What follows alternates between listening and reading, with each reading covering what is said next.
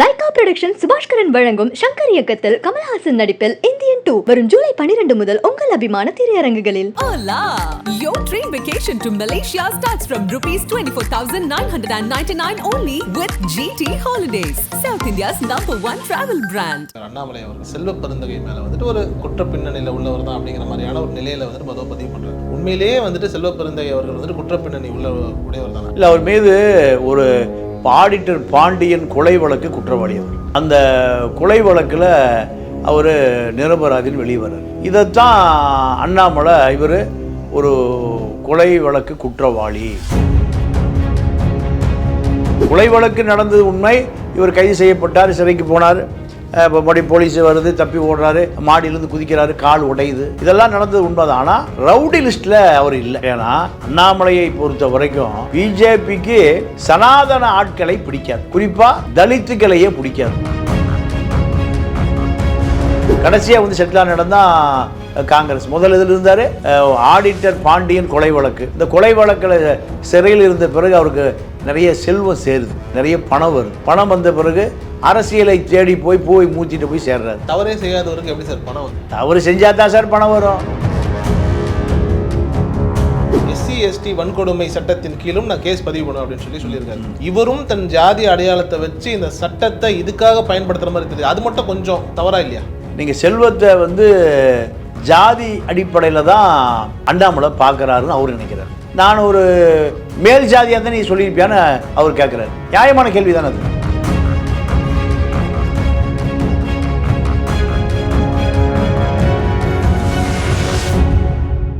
ஆகாயம் நேயர்களுக்கு வணக்கம். நான் உங்கள் அஷ்ரஃப். இன்று நம்மோடு இருப்பது மூத்த பத்திரிகையாளர் பாண்டியன் அவர்கள். சார் வணக்கம். வணக்கம் சார், தமிழக பாஜகவினுடைய தலைவர் அண்ணாமலை அவர்கள் வந்துட்டு செல்வ பெருந்தகை மேலே வந்துட்டு ஒரு குற்றச்சாட்டு வைக்கிறார். இவரே குற்ற பின்னணியில் உள்ளவர் தான் அப்படிங்கிற மாதிரியான ஒரு நிலையில் வந்துட்டு மொதல் பதிவு பண்ணுறாரு. உண்மையிலேயே வந்துட்டு செல்வ பெருந்தகை அவர்கள் வந்துட்டு குற்ற பின்னணி உடையவர் தானே? இல்லை, அவர் மீது ஒரு ஆடிட்டர் பாண்டியன் கொலை வழக்கு குற்றவாளி அவர். ஆடிட்டர் பாண்டியன் கொலை வழக்கு குற்றவாளி. அந்த கொலை வழக்கில் அவர் நிரபராதின்னு வெளியே வர்றார். இதைத்தான் அண்ணாமலை இவர் ஒரு கொலை வழக்கு குற்றவாளி அப்படிங்கிறார். அது கொலை வழக்கு நடந்தது உண்மை. இவர் கைது செய்யப்பட்டார், சிறைக்கு போனார். இப்போ மறுபடியும் போலீஸ் வருது, தப்பி ஓடுறாரு, மாடியிலேருந்து குதிக்கிறாரு, கால் உடையுது. இதெல்லாம் நடந்தது உண்மைதான். ஆனால் ரவுடி லிஸ்ட்டில் அவர் இல்லை. ஏன்னா அண்ணாமலையை பொறுத்த வரைக்கும் பிஜேபிக்கு சனாதன ஆட்களை பிடிக்காது, குறிப்பாக தலித்துக்களையே பிடிக்காது. அதுதான் அவர் கட்சி. அதனால் நீங்கள் தலித்து இளைஞர்கள் பூராமே எப்படியாவது அரசியல் அதிகாரத்துக்கு வர வேண்டும் என்பது தான் அத்தனை பேர் விரும்புவது. அப்போது அதை நோக்கி அதிகாரத்துக்கு வருகிற பொழுது நீங்கள் பல வழக்குகளை சந்தித்து ஆகணும், பல இடர்பாடுகளை சந்தித்து ஆகணும். ஆனால் எல்லா இளைஞர்களுமே குற்ற பின்னணி உள்ளவர்கள் என்று அண்ணாமலை சொல்லுவது தவறு. நீங்கள் ஒரு 90களில் தலித் இளைஞர்கள் மத்தியில் ஒரு பெரிய எழுச்சி ஏற்பட்டது. அந்த எழுச்சியை அரசியல்வாதிகள் எல்லாம் பயன்படுத்திட்டான். அரசியல்வாதிகள் திமுகவாகட்டும், காங்கிரஸ் ஆகட்டும், பிஜேபி ஆகட்டும், எல்லா கட்சிகளுமே பயன்படுத்திட்டாங்க. ஆனால் பயன்படுத்தி கொண்டார்களே தவிர அவர்களுக்கு எந்த அதிகாரமும் போய் சேரல. கிருபாநிதினு ஒருத்தர் இருந்தார், பிஜேபியில் மாநில தலைவர். அண்ணாமலைக்கு அதெல்லாம் தெரியாது. இது எப்போனா நான் சொல்லுது 2000 வாக்கில். அப்போது ஒரு மூத்த ஆதிக்க சாதி இன்றைக்கி அவர் பெரிய பதவியில் இருக்கார். அவரை நீங்கள் காலனியால் அடித்து அனுப்பிச்சார். அப்போது கிருபாநிதி வந்து ஒரு டாக்டர், பாண்டிச்சேரியை சேர்ந்த தலித்து வேணும் என்பதற்காக பாஜக அவரை மாநில தலைவரை வச்சுருந்தாங்க. பேர் கிருபாநிதின்னு பேர். அப்போது தலித்து வாக்கு வேணும் எல்லா கட்சிக்கும், தலித்துகளுடைய உழைப்பு வேணும். நீங்கள் இப்போ செல்வ பெருந்தகையை முதல்ல பூவை மூழ்த்திட்டு இருந்தார், அப்புறம் கிருஷ்ணசாமிகிட்ட வந்தார், திருமாவளவன்கிட்ட வந்தார், திருமாவளவன் எம்எல்ஏ ஆனார். இப்போ காங்கிரஸில் இருக்கார். காங்கிரஸில் சிதம்பரம் மகன் கார்த்திக் சிதம்பரத்துக்கும் தலித்து சக்தி வேணும், தலித் இளைஞர்கள் வேணும். தலித் இளைஞர்கள் நீங்கள் உண்மையாகவே ஒரு விசுவாசமாக நேர்மையாக உண்மையாக இருப்பான். அதனால் தலித் பவர் வேணும். யாருக்கு? சிதம்பரத்துக்கு. அதுக்காகத்தான் செல்வ பெருந்தகையை தன்னோடு இணைத்து கொண்டார் காங்கிரஸில். கடைசியாக வந்து செட்டிலாக நடந்தால் காங்கிரஸ். முதல் இதில் இருந்தார் ஆடிட்டர் பாண்டியன் கொலை வழக்கு. இந்த கொலை வழக்கில் சிறையில் இருந்த பிறகு அவருக்கு நிறைய செல்வம் சேருது, நிறைய பணம் வருது. பணம் வந்த பிறகு அரசியலை தேடி போய் பூவை மூச்சிட்டு போய் சேர்றாரு. தவறே செய்யாதவருக்கு எப்படி சார் பணம் வந்து சேருது? தவறு செஞ்சால் தான் சார் பணம் வரும். அரசியல் என்பதை தவறு செய்கிறது தானே பணம் வருது. அரசியல் என்பதே மக்கள் காசை கொள்ளையடிக்கிறது தானே. ஆனால் ஒரு நிரபராதின்னு அந்த கேஸ்லேருந்து வெளியில் விட்டுட்டாங்கல்ல. அவன் வந்துட்டார், வெளி அந்த கேஸு தள்ளுபடி ஆயிடுச்சு. நீங்கள் அதுக்கு பெருசாக உதவியவர் பழைய கமிஷனர் காளிமுத்து. காளிமுத்து தான் இவருக்கு அந்த பொண்ணை பார்த்து கல்யாணம் பண்ணி வைக்கிறார். கமிஷனர் காளிமுத்து தான். இவர் அங்கில் தான் கூப்பிடுவார். செல்வ பெருந்தகை யாரை? காளிமுத்து அங்கில் தான் கூப்பிடுவார். அந்த அளவுக்கு காளிமுத்து அவருக்கு அவ்வளோ நெருக்கம். அப்போ காளிமுத்துடைய தயவால் தான் இவர் இவ்வளோ பெரிய தலைவராக வர முடிஞ்சுது. இல்லைன்னா இவருடைய அரசியல் வாழ்க்கை நீங்கள் அப்போவே அஸ்தமிச்சு போயிருக்கும். காளிமுத்து என்பவர் இவருக்கு சகல விதத்திலும் இவர் குடும்பத்துக்கு அதிகமாக உதவி செய்து இவருடைய அரசியல் வாழ்க்கை இன்றைக்கி நிலை பெற்று இருப்பதற்கு காரணமே காளிமுத்து தான். அப்போது பூவை மூர்த்திகிட்ட இருக்கார்.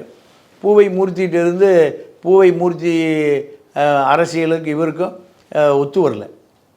அதோட முரண்பாடல் வெளியே வர்றார். வெளியே வந்த பிறகு கிருஷ்ணசாமிகிட்ட போகிறார். புதிய தமிழகம் அப்போ வந்து ரொம்ப எழுச்சியாக இருந்தது. தேவேந்திர குல வேளாளர்கள் மத்தியில் மிகப்பெரிய எழுச்சி தமிழ்நாட்டினுடைய தென் மாவட்டங்களில். இவரை பொறுத்த வரைக்கும் இவர் ஆதிகுடி அவர் தேவேந்திர வேளாளர். இரண்டு முரண்பாடான இரண்டு சமூகம். ஏன்னா இரண்டு பேரும் ஒற்றுமையாக இருந்தால் தமிழ்நாட்டினுடைய வடக்கு பகுதி, தமிழ்நாட்டினுடைய தெற்கு பகுதி இணைந்திருந்தால் அதிகாரம் அவங்ககிட்ட தான். அதிகாரம் அவங்ககிட்ட தான். நீங்கள் வடக்கில் தலித்து, தெற்கில் தேவேந்திர குல வேளாளர். இரண்டும் பெரிய பவர் சென்டர். ஜான் பாண்டியன் இருந்தார், பசுபதி பாண்டியன் இருந்தார் அந்த சமூகத்துக்கு. கிருஷ்ணசாமி வந்தார்.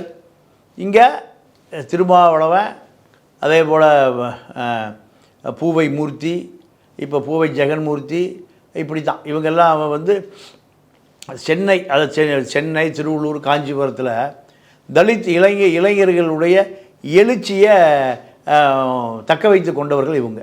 ஏன்னா அவனுக்கு நாளைக்கு ஏதோ ஒரு பிரச்சனைனா போய் நிற்கணும்ல, ஒற்றுமைப்படுத்தணும். நீங்கள் திருமாவளவனுடைய வசனம் 90களில் பொது உடைமை தத்துவம் மட்டும் மாறிப்போச்சு. அடங்க மறு, அத்து மீறு, திமிரி எழு, திருப்பி அடி, உன்னை அடக்கிறவனுக்கு இதாயா பதில். இது 90களில் தலித் இளைஞர்களுக்குன்னா தமிழ்நாட்டில் தெற்கு பகுதியில் தேவேந்திர குல வேளாளர் எழுச்சி, அந்த இளைஞர்கள் மத்தியில் எழுச்சி. கிருஷ்ணசாமி, ஜான் பாண்டியன், பசுபதி பாண்டியன், இப்படி பல பேர் வந்தாங்க. அப்போ அந்த இளைஞர்கள் ஆதிக்க சாதியில் அடக்கப்பட்டு கிடந்தான். அவர்கள் மத்தியில் ஒரு பெரிய எழுச்சி, ஒரு கல்வி அறிவு, ஒரு படிப்பறிவு வந்த பிறகு பழைய மாதிரியில் அடிமைப்படுத்த முடியாது.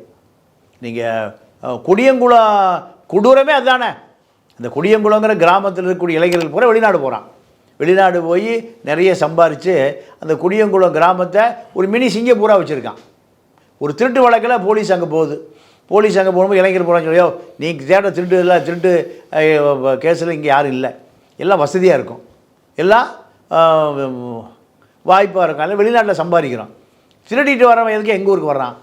எங்கள் ஊருக்காரன் திருடவும் போக மாட்டான். இதுதான் சண்டை. போலீஸை திருப்பி இளைஞர்கள் திருப்பி அனுப்புகிறான். இது அவனுடைய அப்பாவாக இருந்தால் சாமி வந்து பார்த்துக்க போய்க்கணுவான். இப்போ இவனுக்கு வெளிநாடு போகிறான், படிக்கிறான், உலக அறிவு வருது, கல்வி அறிவு வருது, எதுக்கே நான் உனக்கு அடிமையாக இருக்கணும், ஆதிக்க சாதிக்குன்னு நினைக்கிறான். அப்போ காவல்துறைக்குள்ளேயும் ஆதிக்க சாதி இருக்குது. அதுதான் தமிழ்நாட்டுடைய சாபக்கேடு. காவல்துறைக்குள்ளேயும் ஆதிக்க சாதி மனப்பான்மை எங்கள் தமிழ்நாட்டினுடைய தென்பகுதியில் இன்றைக்கு வரைக்கும் இருக்குது. இல்லைன்னா நீங்கள் சொல்லிட முடியாது. அதை எந்த கட்சியும் அதை ஒழிப்பதற்கு முயற்சி பண்ணி திமுகவும் பண்ணலை, அதிமுகவும் பண்ணலை. அது மிகப்பெரிய ஒரு புற்றுநோயாக இருக்குது. நீங்கள் பல இடங்களில் ஆதிக்க சாதியும் தேவேந்திர குல வேளாளருமான சண்டை.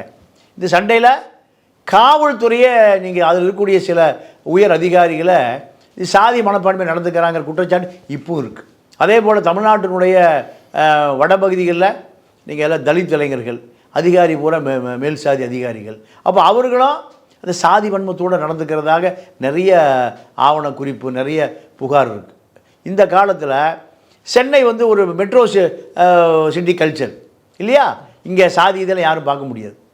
1 கோடி பேர் இருக்கான்னா 1 கோடி பேரும் நீங்கள் ஒன்றா பழகுவாங்க. எந்த சாதியெலாம் பார்க்க முடியாது.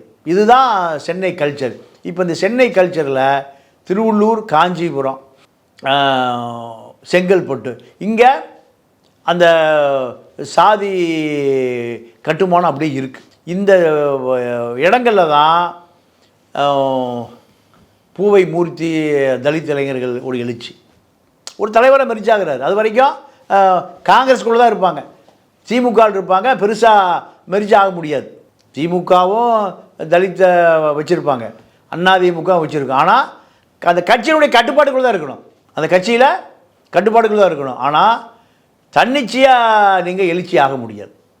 இதுதான் திருமாவளவன் காலத்தில் தான் நடந்தது. நீ நடந்தாலுமே எனக்கு இன்று வரை அந்த சாதி மனப்பான்மை இன்னும் இருக்குது.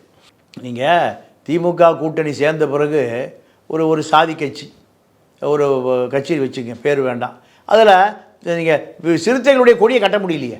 ஒரு உயர் சாதி கட்சி, நம்ம அது சாதிகள் ஒட்ட வைக்கத்தான் முயற்சி பண்ணணுமே தவிர அதை பிரிக்க முயற்சி பண்ணல. அதனால் அது சாதி பேரை சொல்லலை. சிறுத்தையுடைய கொடியை கட்ட முடியலையே. இப்போ அந்த கட்சிக்கு ஒரு எம்பி இருக்காங்க, ஒரு எம்எல்ஏ இருக்காங்க. தமிழ்நாட்டுடைய மேற்கு கொங்கு பெல்ட்டில் ஒரு கட்சி இருக்குது. அப்போது அதே போல் வன்னியர்களும் தலித்தும் ஒற்றுமையாக இருக்க முடியலையே. ஒற்றுமையாக இருந்த காலத்தில் அந்த சமூகம் 2 பேர் இளைஞர்கள் ஒன்றா இருந்தான். ராமதாஸுடைய பாலிசி SC/BC மைனாரிட்டி தான். வன்னியர், தலித்து, தேவேந்திர குல வேளாளர், முஸ்லீம், இந்த சமூகத்தை சேர்த்தா அதிகாரத்துக்கு வந்தாலான்னு தான் ராமதாஸுடைய திட்டம். ஆனால் அது நடைமுறைக்கே வரல. அப்போது சென்னையில் வந்து நீங்கள் வட சென்னை ஒட்டிய திருவள்ளூர், காஞ்சிபுரம், செங்கல்பட்டில் பூவை மூர்த்தி ஒரு அரக்கோணம், இங்கெல்லாம் தலித் இளைஞர்கள் மத்தியில் ஒரு பெரிய எழுச்சி ஏற்பட்டு ஆதிக்க சாத்தியம் அடங்க மறுத்தான். கல்வி கொடுக்கப்பட்டது. அப்போது எங்கே போன ரிசர்வேஷன் கூடியா கேட்டு வாங்க முடிஞ்சுது. அம்பேத்கர் படத்தை மாட்ட முடிஞ்சுது. மத்திய அரசு அலுவலகங்களில் அம்பேத்கர் படத்தை மாட்ட முடிஞ்சுது. மாட்டுவதற்கு எத்தனை ஆண்டு கால போராட்டம்? 1000 ஆண்டு கால போராட்டம். அம்பேத்கர் 1000 ஆண்டு இல்லை, 1000 ஆண்டு காலம் தலித்துகளுக்கு அதிகாரமே இல்லாமல் இருந்து தான் அம்பேத்கர் வந்த பிறகு தான் அம்பேத்கர் தாண்டா நமக்கான தலைவர். நீங்கள் காடா வழக்கில் இந்திய அரசியல் சட்டத்தை எழுதிய மாபெரும் மனிதன். அப்போது அம்பேத்கரை கையில் தூக்கிட்டு அந்த இளைஞர்கள் பூரா ரோட்டுக்கு வந்த பிறகு தான் தலித் மக்களுக்கு ஒரு பாதுகாவலர், ஒரு கேடயம் இருக்குது அப்படிங்கிற அது ஒரு நிலை வருது. சரி, இப்போ வந்துட்டு செல்வ பெருந்தகை அவர்கள் வந்துட்டு மன்னிப்பு கேட்கணும், அண்ணாமலை பகிரங்க மன்னிப்பு கேட்கணும், இல்லைனா மான நஷ்ட வழக்கு போடணும்னு ஒன்று சொல்லியிருக்காரு. அவர் இன்னொன்று ரொம்ப அழகாக பதிவு பண்ணுறாரு. கேட்கல அப்படின்னா SC/ST வன்கொடுமை சட்டத்தின் கீழும் நான் கேஸ் பதிவு பண்ணுவேன் அப்படின்னு சொல்லியிருக்காரு. இப்போ பொதுவாக இந்த SC/ST வன்கொடுமை சட்டம் அப்படிங்கிறது என்ன அப்படின்னா, ரொம்ப தாழ்த்தப்பட்ட இல்லை விளிம்பு நிலையில் இருக்கக்கூடிய மக்களுக்கு உதவுவதாக ஒரு நிலை.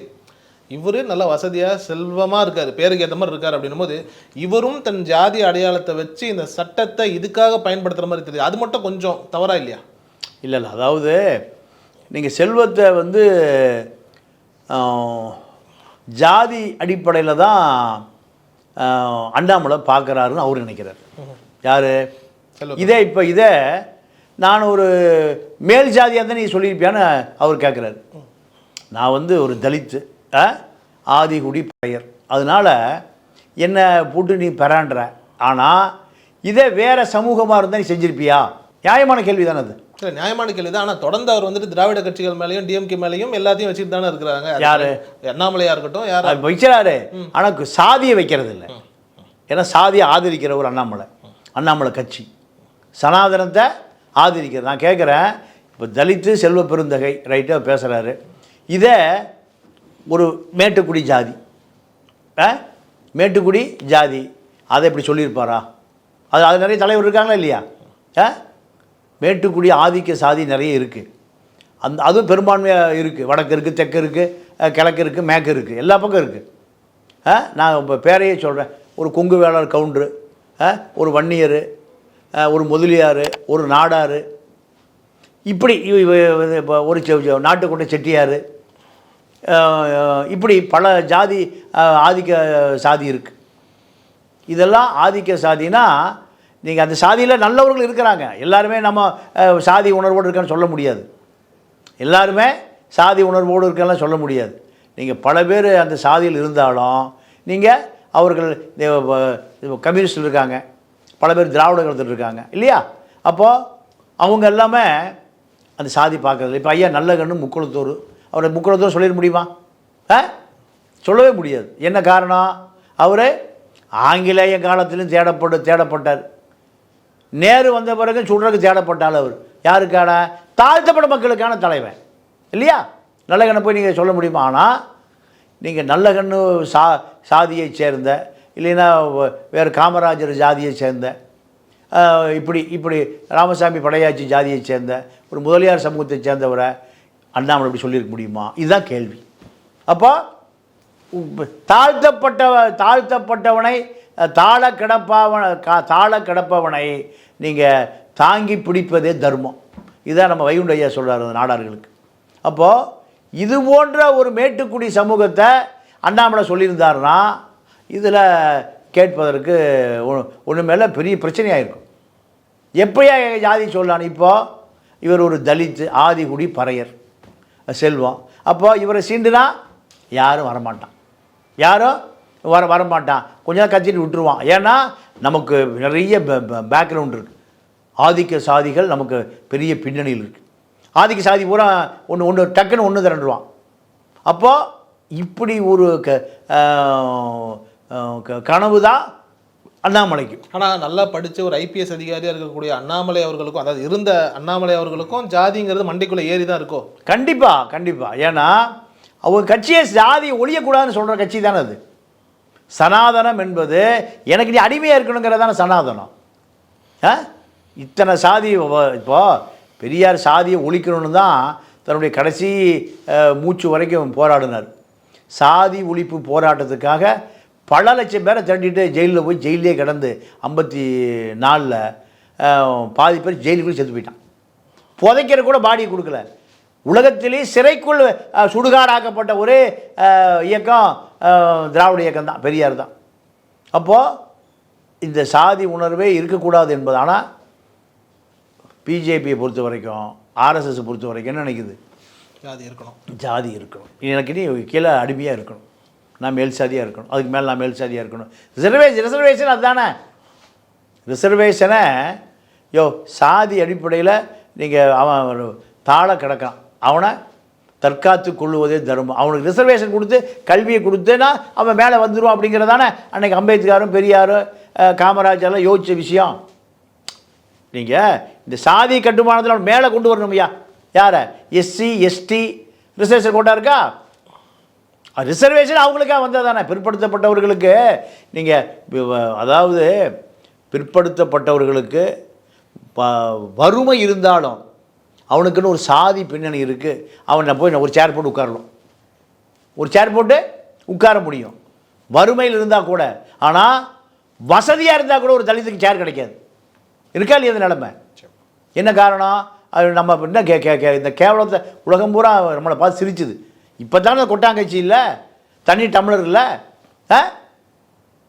தண்ணி டம்ளர் இப்போ தாங்க இல்லை. குடிச்சிட்டு அவனே கழுவி வச்சுட்டு போயிடும். அது எங்கே தொங்கும்? டீ கடைக்கு வெளியில் தொங்கும், இல்லைன்னா சிரட்டை எடுத்துகிட்டு வர்றோம் கொட்டாங்கச்சி. மனுஷன் தானையா? இந்த கம்யூனிசம் உலகத்தில் எவ்வளோ பெரிய வெல்ல முடியாத கம்யூனிசம் கூட இங்கே அதை அசைக்க முடியலையே. கீழ்வெண்மணியில் என்ன பிரச்சனை? 42 பேர் அந்த கோபாலகிருஷ்ண நாயுடு அந்த ஜாதியை விட்டுருங்க. கோபாலகிருஷ்ணன் என்ன பண்ணான்? உருப்படி நெல்லு கேட்டது கொளுத்தி விட்டானே. வேறு யாரையாவது கொளுத்திருக்க முடியுமா?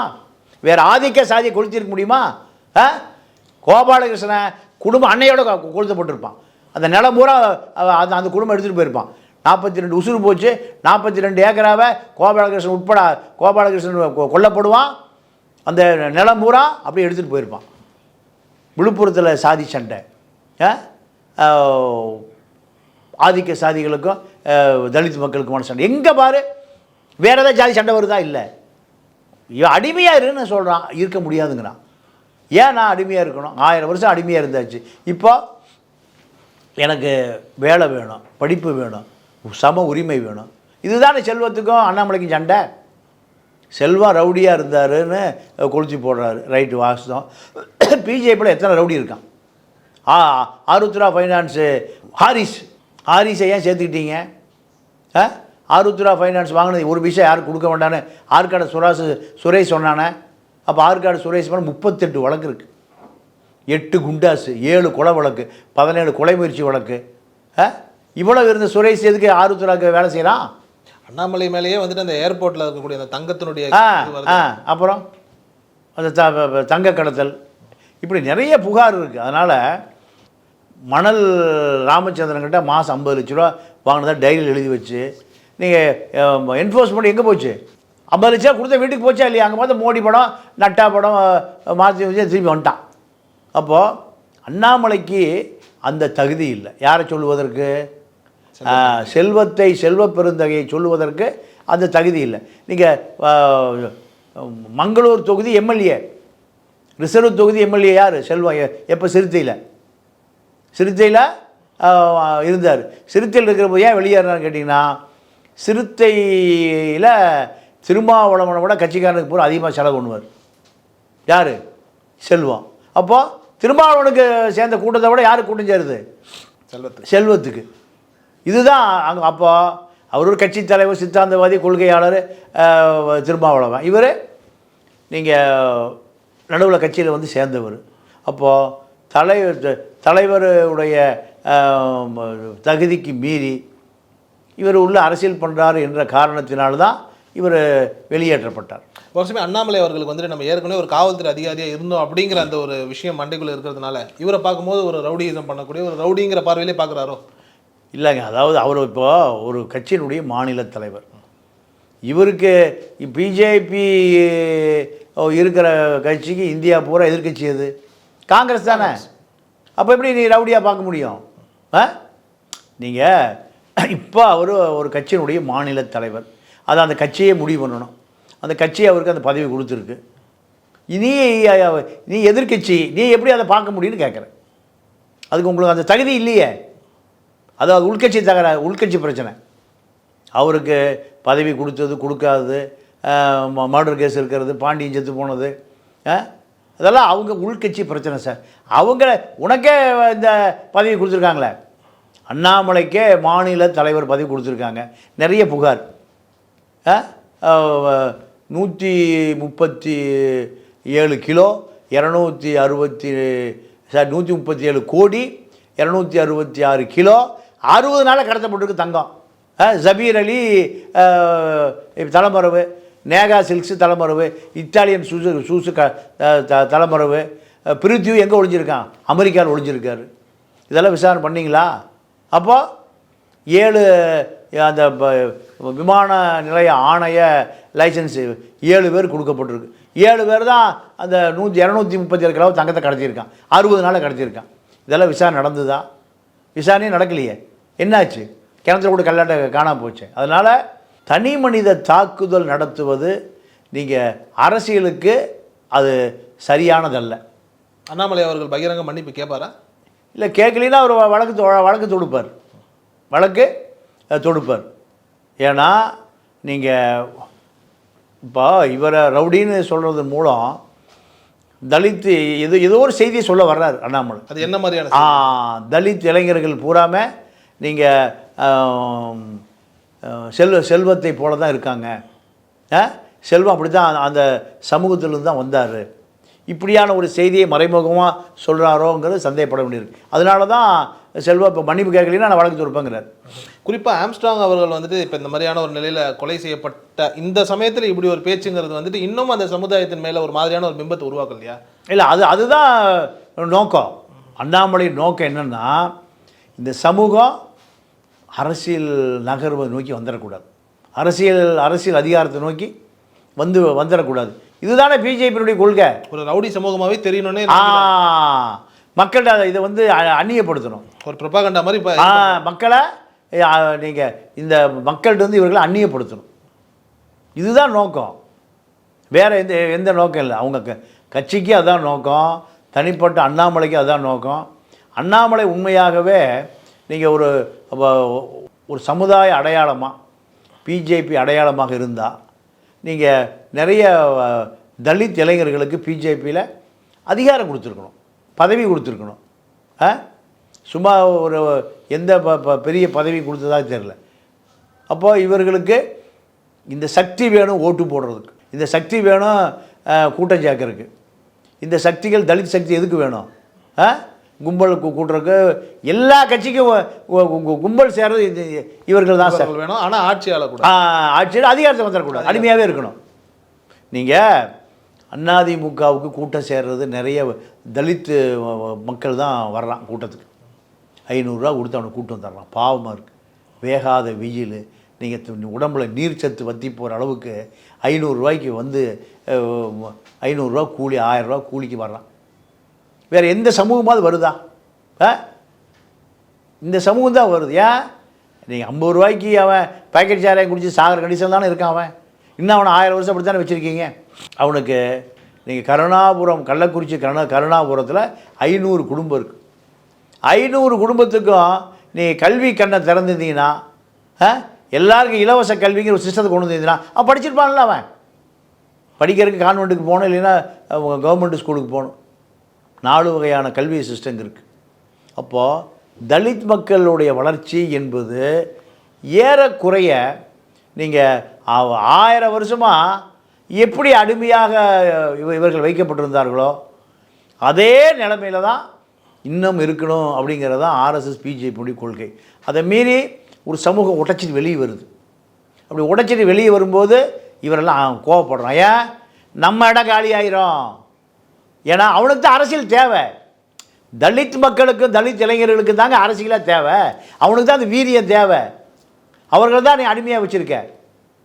நீங்கள் சரிங்கிற ஒரு பட்டனை அழியிலையே, எடுக்க முடியலையே.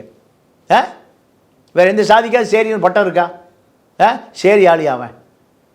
அப்போது இந்த சேரி இருக்கிறத என்ன விரும்புகிறீங்களா நீங்கள்? அதை மாற்றி இருக்கணுமா இல்லையா? நீங்கள் அந்த மக்களுக்கு கல்வி கொடுக்கப்பட்டால், இலவச கல்வி, இலவச அதிகாரம், நீங்கள் அவனுக்கு கல்வி, வேலைவாய்ப்பு எல்லாம் கொடுத்துருந்தீங்கன்னா, பொருளாதார ரீதியாக உயர்ந்திருந்தா அந்த இடம் பல தலைமுறையாக கட்டி காத்திருக்க மாட்டானே. இந்த சேரி அடையாளமே அழிஞ்சு போயிருக்குமே. இந்த இந்தியா சுதந்திரம் அடைஞ்சு எத்தனை வருஷம் ஆச்சு? ஏறக்குறைய 75-80 வருஷம் ஆக போகுது. 80 வருஷமாக அந்த சேரி இன்னும் மாற்றப்படலையே, அப்படியே தானே இருக்குது. ஒரு சமூகத்தில் 80 வருஷங்கிறது ஏறக்குறைய 1.5 தலைமுறை இல்லையா? 2 தலைமுறையே போடுங்க, அவரேஜ் 50 வயசு தான். அப்போது 1.5-2 தலைமுறை அடையாளம் மாறவே இல்லையே. எல்லா அடையாளம் மாறிடுச்சே, எல்லா சமூக அடையாளம் மாறிடுச்சே. ஏன் என்ன மாறாமல் வச்சுருக்கீங்க? அவர்களுக்கு என்ன திட்டத்தை வச்சுருக்கீங்க? பெரியார், அம்பேத்கர் முடிஞ்சு போனான்னா எல்லாம் முடிஞ்சு போச்சா? நீங்கள் திமுக, அதிமுக 2 கட்சியுமே ஆதிக்க சாதி பகுதிகளில் ஒரு ஒடுக்கப்பட்ட சமூகத்தை மாவட்ட செயலாளரோ இல்லை ஒன்றிய செயலாளர் போட முடியுதா? ஜெயிச்சா அவனால் சீட்டில் உட்கார முடியல. திண்ணியத்தில் என்ன நடந்தது? ஜெயிச்சு அந்த சீட்டில் உட்கார முடியலையே. மக்கள் ஓட்டு போடுறான், பெரும்பான்மை ஜனநாயகம் ஜெயிக்குது, அவன் பதவியில் உட்கார முடியலையே. அப்போது நீங்கள் செல்வத்தை நோக்கி ரவுடின்னு சொல்லுகிற அண்ணாமலை பல கட்சியில் 2ஆம் கட்ட தலைவர் இதே ரவுடி தான் இருக்கான். எத்தனை பேர் நான் சொல்லட்டும்? அவர்களை நோக்கி சொல்ல முடியுமா? சாதி இந்துவாக இருக்கான். இந்த சாதி இந்து பல பேர் பல கட்சியில் ரவுடியாக தான் இருக்கான். எனக்கு இப்போ பல பேர் ரவுடியாக இருந்த பல பேர் பல கட்சியில் இருந்து தெரியும் எனக்கு. அவர்களை சொல்ல முடியுமா அண்ணாமலையினால்? முடியாது. ஏன்? அவன் பொங்கி எழுந்துருவான். ஏன்னா அவன் பெரிய சாதி கட்டுமானம் இருக்குது. ரொம்ப நன்றி சார் நேரம் தந்தாங்க. நன்றி, வணக்கம். லைகா புரொடக்ஷன் சுபாஷ்கரன் வழங்கும் சங்கர் இயக்கத்தில் கமல்ஹாசன் நடிப்பில் இந்தியன் 2 வரும் ஜூலை 12 முதல் உங்கள் அபிமான திரையரங்குகளில். Hola! Your dream vacation to Sri Lanka starts from rupees 24,999 only with GT Holidays, South India's #1 travel brand.